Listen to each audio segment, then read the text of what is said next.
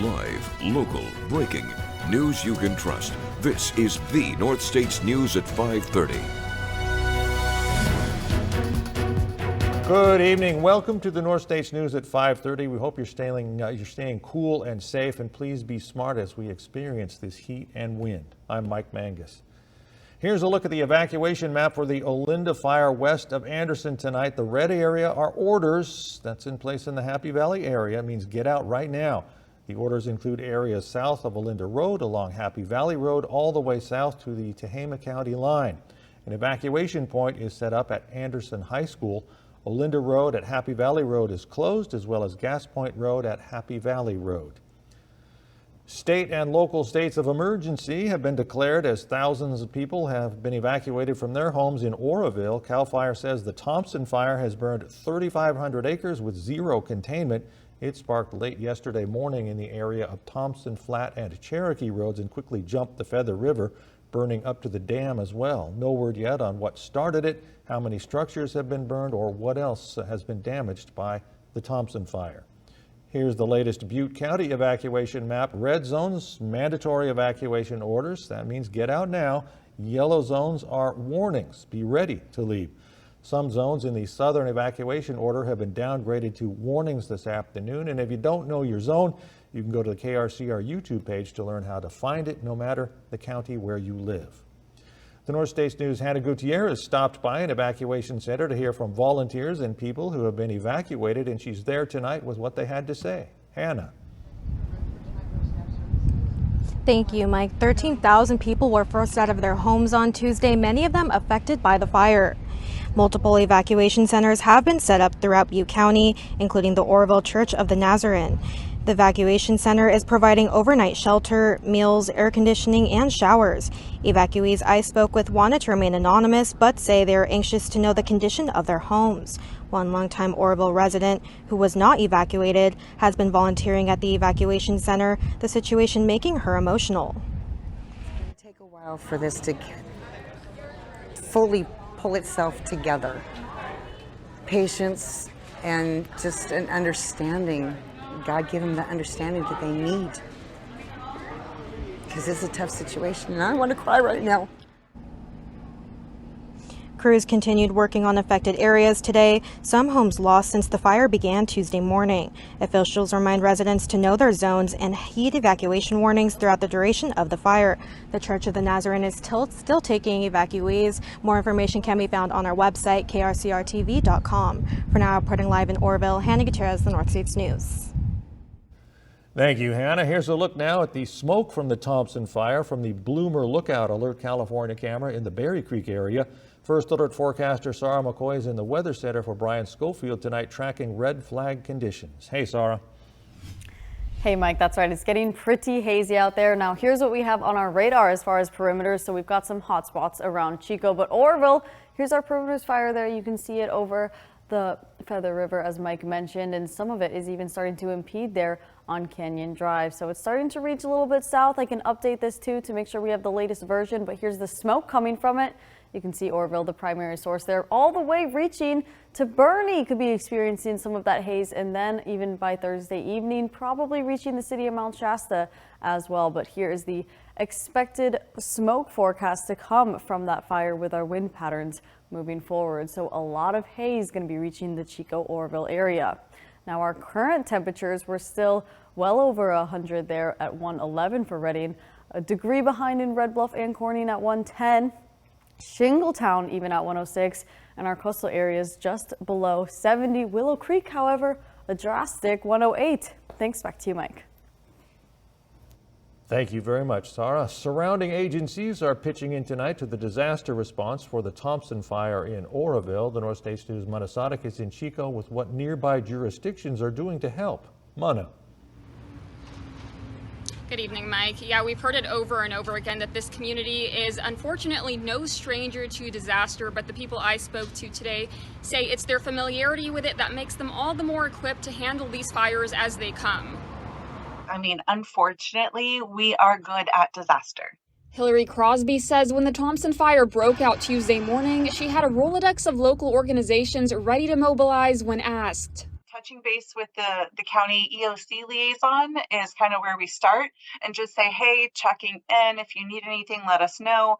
And then on the backside, we're making sure that we're touching base with our partner organizations. So checking in with United Way, with the Red Cross. Crosby oversees Butte Glen VOAD, which stands for Voluntary Organizations Active in Disaster, the group she says born following the 2018 Camp Fire. We didn't want to lose all those good contacts that we built in our community. She says about 24 organizations are assisting with the fire right now in collaboration with the county, including the Hope Center in Oroville, which is accepting donations for evacuees, and Haven of Hope on Wheels, which is offering showers. It's really not about spontaneous volunteers, but really those organizations that have volunteer bases. Surrounding law enforcement agencies also assisting in evacuations and patrols, the Paradise and Chico police departments both sending officers to Oroville. Paradise authorities pointing to a clear improvement in how they respond to disasters. Performing, tabletop exercises or live scenario exercises, and trying to do that as regularly as possible. So when an emergency comes, we can respond that much quicker. At the end of the day, it's what can we do? We all feel nervous. PTSD is kicking in with this fire. And so finding ways to get busy with our hands sometimes is how we do it. And Crosby tells me if you want to get involved in the volunteer response, it's best to reach out to and get involved with a group with an already established volunteer base. Live in Chico, Mona Sadek, the North States News. Thank you, Mana. A Shasta County supervisor is working to bring Avelo Airlines back to Redding Regional Airport before it even leaves. And a live report from the Olinda fire in Happy Valley next. A Shasta County supervisor says he'll do everything he can to pull Avelo Airlines back to Redding Regional Airport. Supervisor Chris Kellstrom is adamant about restoring Avelo service to Redding to generate tourism dollars. As we reported last week, Avelo's last day here is August 26th because they're losing the baggage handling service Trago Dugan Aviation that hasn't been replaced. Kellstrom says the airport dropped the ball. It's my understanding that this airport management received a letter from Trago Dugan saying that they're going to pull out of California and they're not going to have a baggage handling for Avelo. To keep Avelo here, you're going to need to do something. You're going to need to find them baggage handling. You're going to need to do something. They didn't get a return email, my understanding. Then Avelo themselves reached out to the Redding Airport management and said, hey, we need a baggage handling or we're going to pull out. And again, my understanding, they did not get a return email. Nobody did anything. Assistant Airports Manager Lauren Ford says the agreement is between the airline and the baggage handler, not the airport, and they had no clue until last week. The city heard rumors that the ground handler was pulling out of Redding. We didn't get official word of that until last week.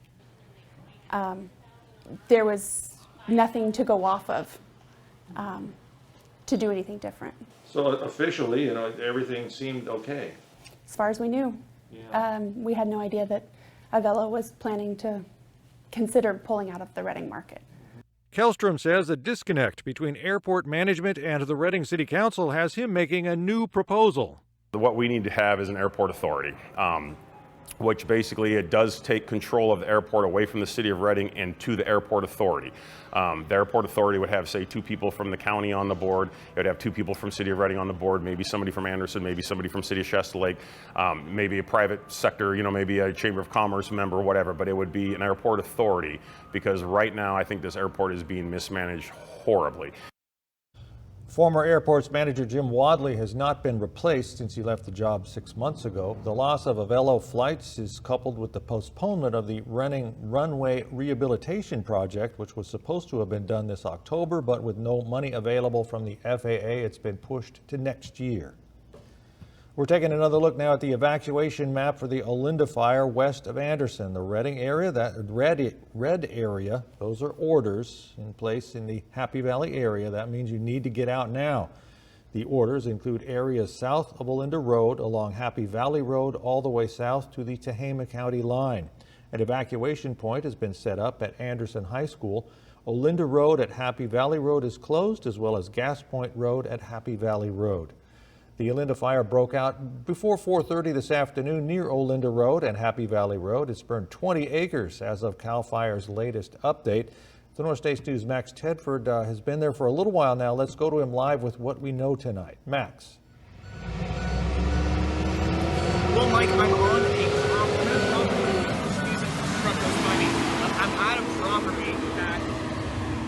I'm at a property that is considered to be possibly where the fire originated.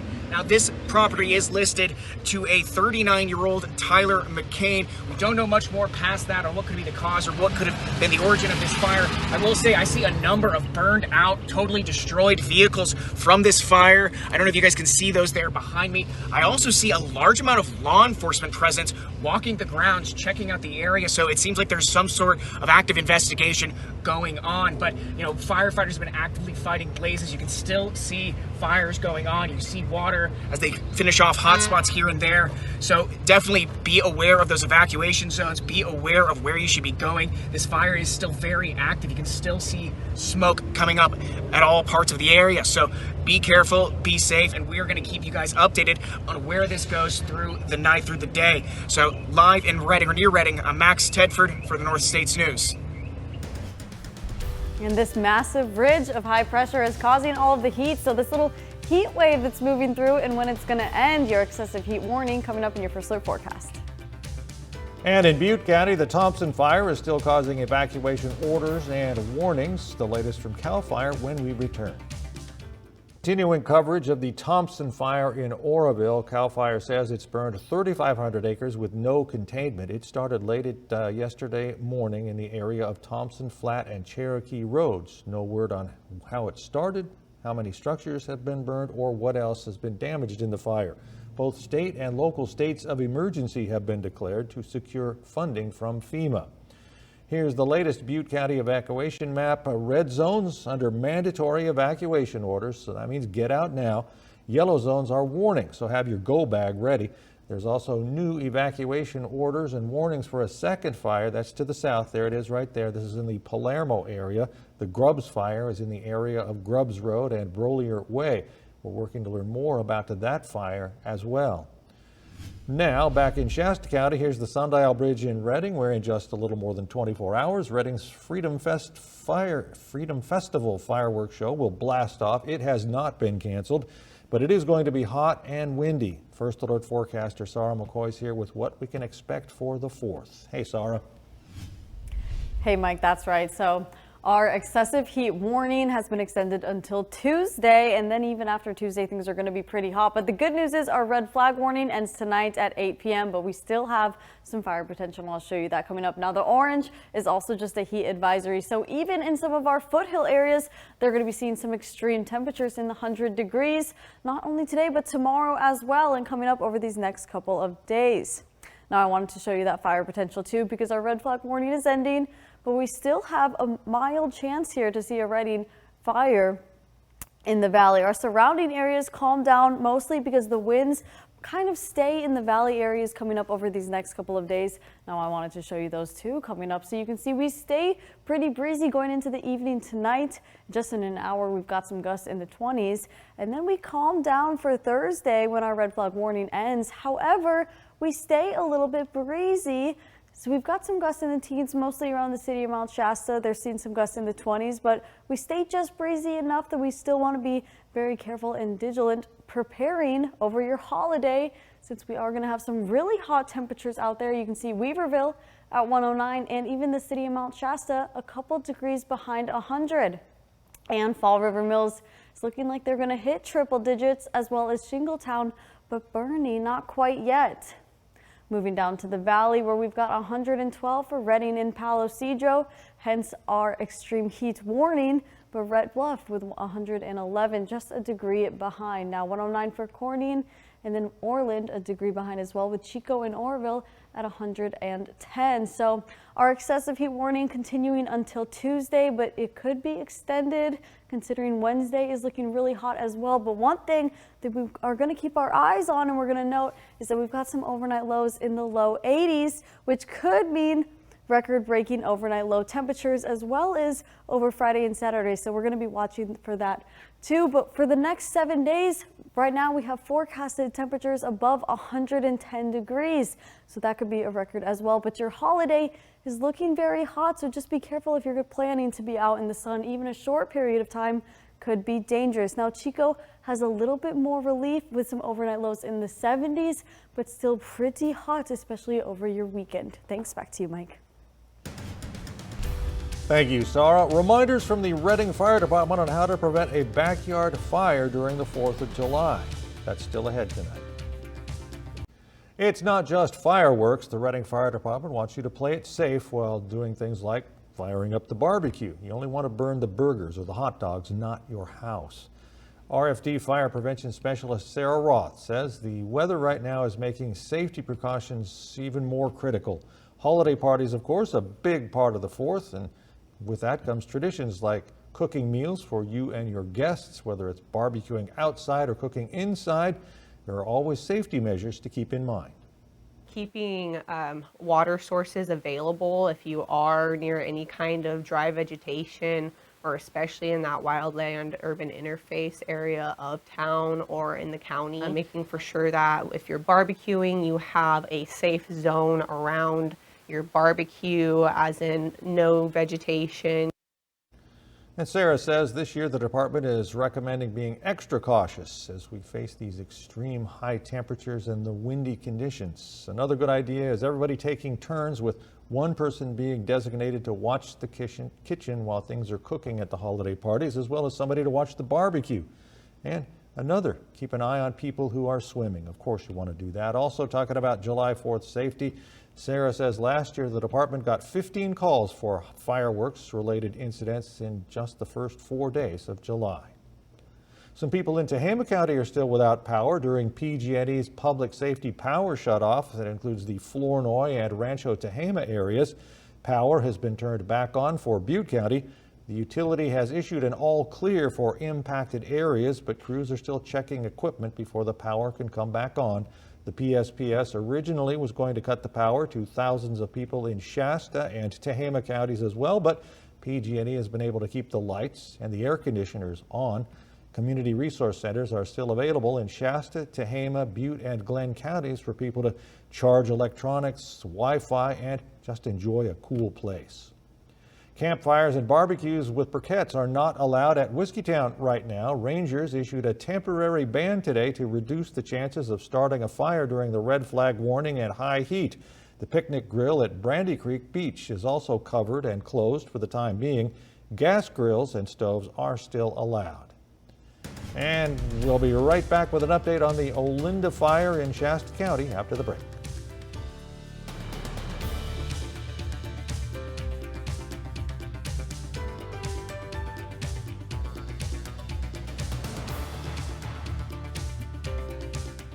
All right, we're taking another look at the evacuation map for the Olinda fire west of Reading in the Happy Valley area. The red area are orders in the Happy Valley area. That means get out now. Yellow means be ready. The orders include areas south of Olinda Road, along Happy Valley Road, all the way south to the Tehama County line. An evacuation point has been set up at Anderson High School, and it appears that firefighters are getting a handle on it, although the new numbers show it is 322 acres. Here's a map right now showing kind of the footprint of this fire in the Happy Valley area. Olinda Road at Happy Valley Road is closed, as well as Gas Point Road at Happy Valley Road, and our Max Tedford is there, and we will have more for you throughout the evening about this fire that has been burning in the Happy Valley area. And of course, the conditions are not helping right now, Sarah. I know. I think that anybody who isn't at the coast is going to be drooling over these coastal 7-day temperatures, looking at 74 for the next few days over their holiday, and then they drop back down into the high 60s. But really gorgeous temperatures out at the coast. And then here, our excessive heat warning has been extended until Tuesday, so be careful. Back to you, Mike. Thank you, Sarah. All right, we are tracking all these wildfires in the North State here on the air and at KRCR-TV.com.